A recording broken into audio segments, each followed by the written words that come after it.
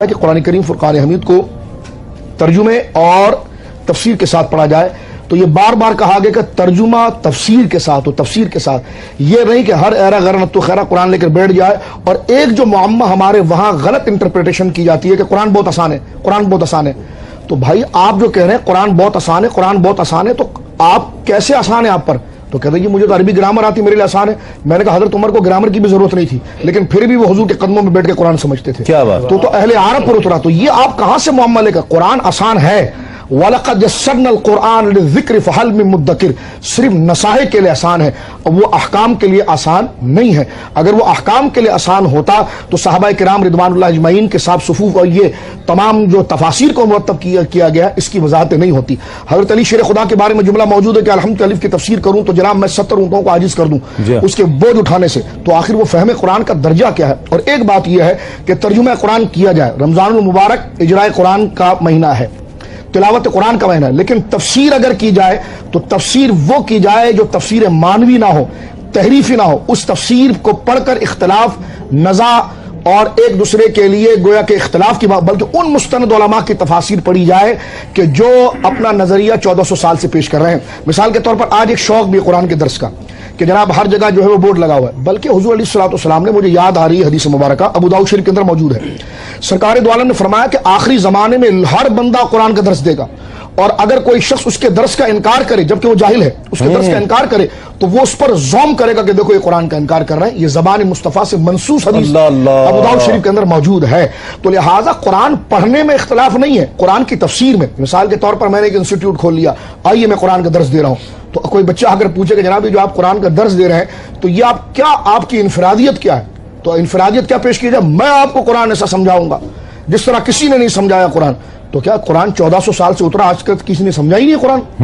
یہ ہاں؟ تو اگر آپ سمجھا کہ نہیں سمجھا تو ہے، میں نے کہا کسی نے نہیں سمجھایا تو صراط الذین انعمت علیہم ہم دعا کس کی مانتے ہیں کہ یا اللہ چلا انعام یافتہ بندوں کے راستے پر۔ تو یقیناً جنہوں نے 1400 سال سے سمجھایا ہے تو خدا را تفسیر بھی وہی پڑھائی جائے۔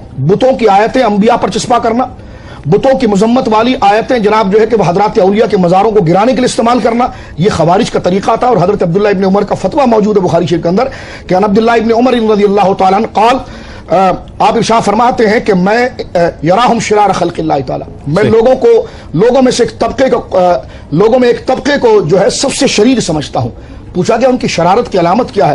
فرمایا ان تلقوا الی آیت نزلت فی الکفار فجعلوها المؤمنین، فرمایا جو آیتوں کا مورد اور مصرف کفار بت ہوتے ہیں اس کو وہ انبیاء پر، اولیاء پر، مومنین پر صرف کرتے ہیں۔ اگر ایسی کوئی تفسیر ہے تو وہ ہٹانے کے لائق ہے، اور اگر ایسی کوئی تفسیر ہے جو اس کے مورد کو صحیح واضح کرتی ہے کہ الا ان اولیاء اللہ لا خوف علیہم ولا هم یحزنون الذین آمنوا وکانوا یتقون، یہ اللہ کے محبوب بندے ہیں۔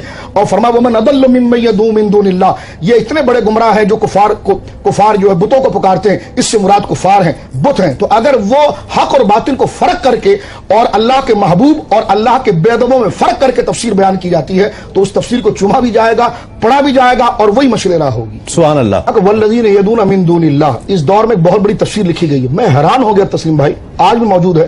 والذین یدعون من دون اللہ لا یخلقون شیئا وهم یخلقون، اس کا معنی یہ کہ جو اللہ کو چھوڑ کر بتوں کو پوجتے ہیں وہ کچھ نہیں پیدا کر سکتے، وہ پیدا کیے ہوئے۔ میں نے دیکھا اس کے نیچے لکھا ہوا تھا اس سے مراد علی حجویری ہے، اس سے مراد غریب نواز ہے، اس سے مراد غوث اعظم ہے۔ وہ خدا کے بندے، حضور علیہ الصلوۃ والسلام کے دور میں داتا علی حجویری کا کہاں ثبوت تھا، اور غوث اعظم کا کہاں وجود تھا؟ اور کون ہے جو غوث اعظم کے بارے میں یہ خیال کرتا ہے کہ وہ چیزوں کو تخلیق کرنے پر قادر ہے؟ تو اب آپ دیکھیں جہاں کفار کا ذکر کیا جا رہا ہے، ابو جہل کی مذمت کی جا رہی ہے، وہاں پر حضرات اولیاء کو مورد الزام لگانا، حضرت علی کو قتل کرنے کے لیے جو شخص آیا تو وہ بھی حافظ قرآن تھا۔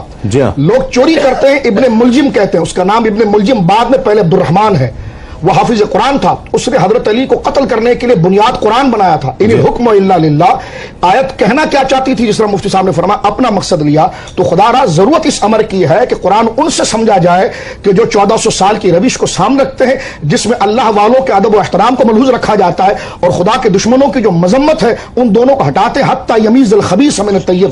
قرآن کہتا ہے تفسیر یہ ہونی چاہیے کہ ناپاک ایک طرف ہو اور پاک ایک طرف۔ مولانا اذا تحیرتم بالامور فاستعینوا باہل القبور، کہ جو مفتی صاحب نے فرمایا لوگ پریشان ہیں تو علماء نے لکھا امام غزالی نے کہ جب تم ایسے دور میں پہنچ جاؤ کہ تمہیں کسی مسئلے میں متحیر پریشان ہو جاؤ کہ یہ صحیح ہے فرما استعینوا باہل القبور، قبر والوں کو دیکھو وہ کیا کہتے تھے۔